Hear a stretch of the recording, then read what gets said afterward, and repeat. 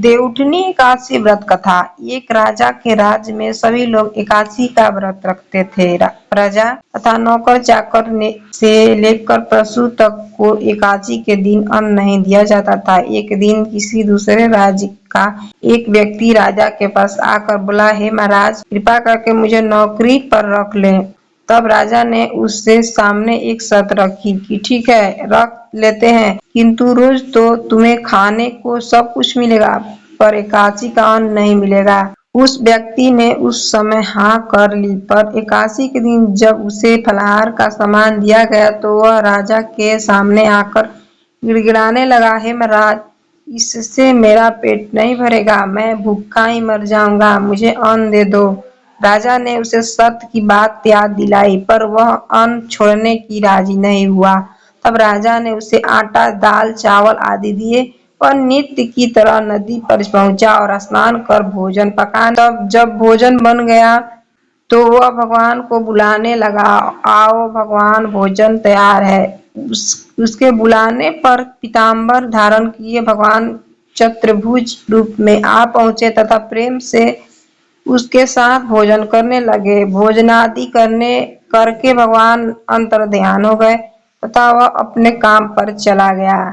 15 दिन बाद अगली एकादशी को वह राजा ने कहने लगा कि महाराज, मुझे दुगना सामान दीजिए। उस दिन तो मैं भूखा ही रह गया।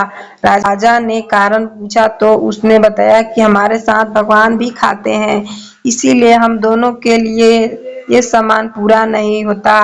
यह सुनकर राजा को बड़ा आश्चर्य हुआ। वह बोला, मैं नहीं मान सकता कि भगवान तुम्हारे साथ खाते हैं। मैं तो इतना व्रत रखता हूँ, पूजा करता हूँ, पर भगवान ने मुझे भी दर्शन नहीं दिए। राजा की बात सुनकर वह बोला, महाराज, यदि विश्वास न हो तो साथ चलकर देख ले। राजा एक पेड़ के पीछे छिप गया। उस व्यक्ति ने भोजन बनाया तथा भगवान को शाम तक पुकारता रहा, परंतु भगवान ने न आए। अंत में उसने कहा, हे भगवान, यदि आप नहीं आए तो मैं नदी में कूदकर प्राण त्याग दूंगा। लेकिन भगवान नहीं आए। तब वह प्राण त्यागने के उद्देश्य से नदी की तरफ बढ़ा। प्राण त्यागने का उसका दृढ़ इरादा जान से भगवान ने प्रकट होकर उसे रोक लिया और साथ बैठकर भोजन करने लगे। खा पीकर उसे अपने विमान बैठाकर अपने धाम ले गए। यह देखकर राजा ने सोचा कि व्रत उपवास से तब तक कोई फायदा नहीं होता जब तक मन में शुद्ध न हो। इससे राजा को ज्ञान मिला। वह भी मन से व्रत उपवास करने लगा और अंत में स्वर्ग को प्राप्त हुआ। एक राजा था, उसके राज्य में प्रजा सुखी थी। एकादशी को कोई भी अन्न नहीं बेचता था, सभी फलाहार करते थे। एक बार भगवान ने राजा की परीक्षा लेनी चाहिए। भगवान ने एक सुंदरी का रूप धारण किया तथा सड़क पर बैठ गए। तभी राजा उधर से निकला और सुंदरी को देखकर चकित रह गया। उसने पूछा, हे सुंदरी, तुम कौन हो और इस तरह यहाँ क्यों बैठी हो?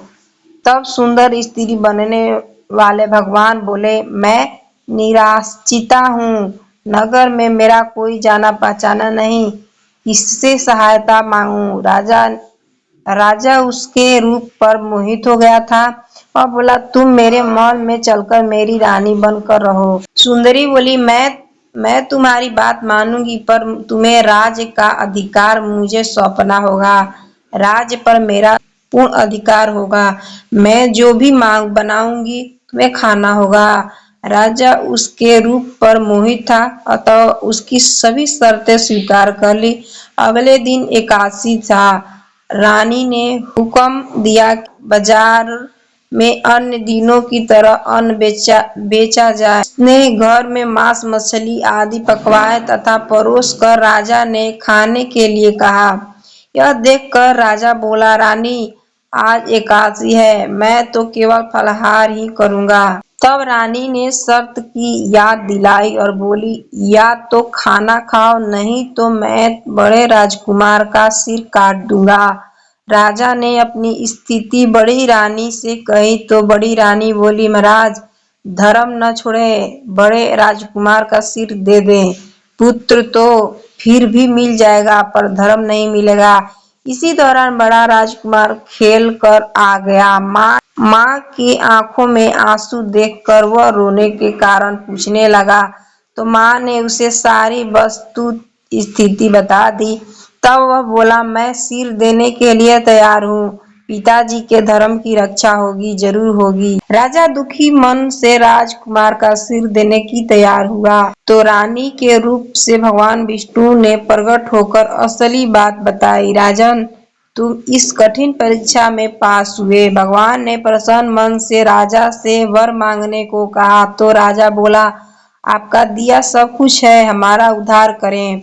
उसी समय वह एक विमान उतरा। राजा ने अपना राजपुत्र को सौंप दिया और विमान में बैठकर परम धाम को चला गया। अगर मेरी वीडियो अच्छी लगी हो तो चैनल को लाइक, सब्सक्राइब, दोस्तों को शेयर कर देना। धन्यवाद। राधे राधे।